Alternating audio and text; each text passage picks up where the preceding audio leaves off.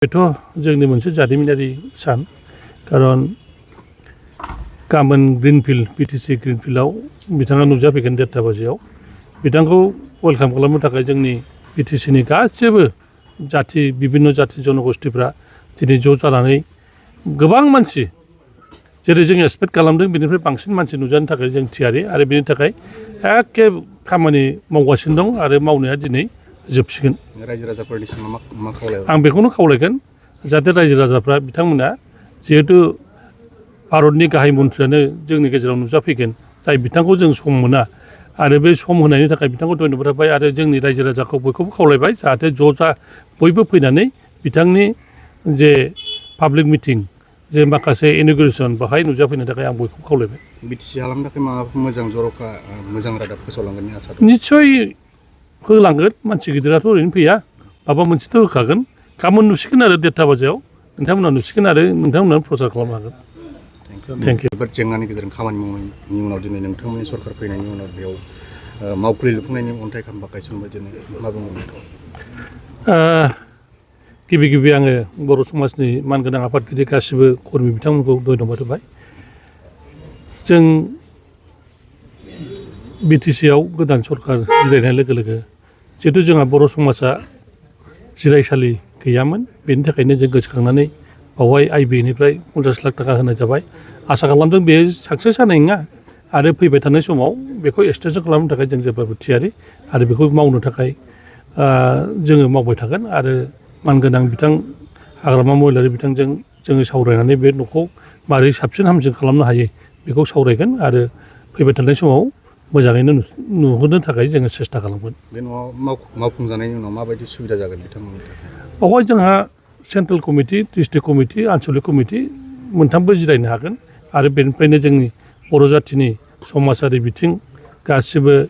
कालसारेल बिथिं बिथांमोना मोनफा नङा मोनफा खामानि मावबाय थानायाव हेफाजाब होगोन हादरनि गाहाय मन्थ्रि नरेन्द्र मदिया क'क्राझार फैगासिनो दं गाबोन माबायदि गोग्गाथावनि अननायाव मोनसे अफिस लुफुंनायनि जों अन्थाइ खाम्फा गायसननो हाबाय माबायदि गोग्गानाय जोबोद गोजोनथाव बाथ्रा आरो बियो दिनैनि नाजानाय नङा जोङो थांनाय बोसोरबानि गेजेरावबो बेखौ जोबोद नाजाबाय थादोंमोन नाथाय जुदिअ माने बिथांमोनहा जोंनो लामा दिन्थिदोंबाबो जोंखौ डेस्टिनेसनाव सहैनायाव माने बधय देरि खालामफ्लांदों दा जाय हक नैबे गोदान सरकारा खिन्थु फैनानै जोंनो बेखौ लोगो लोगो बे 1 बोसोरनि गेजेरावनो मोनहोनो हाबाय जों साबायखर होयो बिथांमोननो बिदि होननानै थांनाय सरकारखौ साबायखर होआ बिदि नङा बिथांमोनहाबो नाजादोंमोन खिन्थु मानो देरि जाखो जों बुंस'नो हाया खिन्थु दा जोङो बेखौ प्रेक्टिकेलिबो मोनफुंनो हानाय आरो बेयो बेसेबांबा गोबावनिफ्रायनो जों बेखौ नाजागासिनो दंमोन मोननो आरो दहाय बिथां दनेश्वर गयारिया जेखौ बुंदों जों बेयाव माने जिहेतु टाउननि गेजेराव आरो बर' समाजनि गुबुन बेबायदि हा मोननायनि सम्भाबना गैला ओंखायनो जों बेवहायनो जाय हाया डिस्ट्रिक्ट बर' समाज कमिटिनि नामै रेजिस्टार्ड आरोखि बाहायनो जोङो मोनसे कमप्लेक्स टाइप आरोखि जेरावहाय जों आनसलिकनिबो अफिस दोनगोन जोंनि केन्द्रनिबो अफिस दोनगोन ओमफ्राय डिस्ट्रिक्टनिनो फुरा प्रपार्टि आरोखि गतिके बेयो जोंनि थाखाय दिनैनि साना बे मुहुर्तआ जोबोद गोजोनथाव बाथ्रा नोंथांमोननि खामानि मावनायनि थाखाय माबायदि सुबिदा जागोन होननानै सानो ओरैनोथ' दिदोम बेबायदि अफिस थायोबा पार्मानेन्ट अफिस थायोबा जगाजगनि थाखाय आरो साननाय हनाय मानसिफोरनि एप्रचनि थाखाय सौफैनायनि थाखाय मेल मिटिं खालामनो थाखाय गोजाननिफ्राय फैबा जिरायफैनो थाखाय हरसे हरनै थानाय बेफोर गासैबो खामानिखौ बा बेबायदि सुजुगखौ जों बाहाय मोनजोबगोन होनना जों मिजिंथिदों आरो जिहेतु बाहाय टु स्टार्ट उइथ आरम्भ खालामनायाव जोङो फैसाखौ बुरजा मोनाखै नाथाय बिथाङा एसुरेन्स होलांबाय आरो जोंहा आसा दङ बा मिजिं दङ जे जोंहा फोथायनाय दं जे बे खामानिखौ जोङो G+3 ग्राउन्ड +3 प्रजेक्ट लानानै जों खामानि मावलांगोन जेरावहाय जोङो जे माने सानदों आरोखि जों लुबैनाय बेबायदि एकमडेसनखौ बाहाय मोनफुंनो हानाय बादि फैबाय थानाय समाव नोंथांमोना बर' समाज आफाद हिसाबै खामानि मावलांनो माबायदि थांखि लादों मावनोथ' गोबां दङ हाबाफारि दङ जेरै बयनिख्रुइबो गिदिरसिन बाथ्राया जोंनि समाजाव जे बिशृंखलताया बांसिन जाबाय आङो समाजनि बाथ्रा बुंब्लानो गुरुदेव कालिचरन ब्रह्मनि बाथ्राखौ मख'यो दानिफ्राय बे 1860नि उनावहाय बे 19th सेन्सुरि आरम्भ जानाय समावहायनो बिथाङा जेरैबायदि जोंनो मेसेज होलांदोंमोन बै समाव बर'फोरनि लेथेर फेथेर जानायावहाय बर' समाजखौ फोसाबनाय फोजौनाय गोख्रों खालामनाय दा नायै नायै एफा गोबाव बोसोरनि उनावबो जों खिन्थु माने जौगालाय आरो फासयलाय जानाय बायदि जानानै जोङो ओरैबायदि जानानै दङ जोंनि समाजावहाय बिशृंखलाथाया आब्रुथि गैयैया जोबोद बांनानै दं जोंहा बेखौबो नोजोर होनांगौ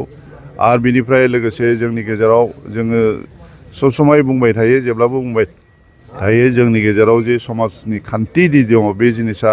माने दासिमबो इउनिफर्मलि जेरावबो बाहायजायाखै बे समाजखान्थिखौबो जोङो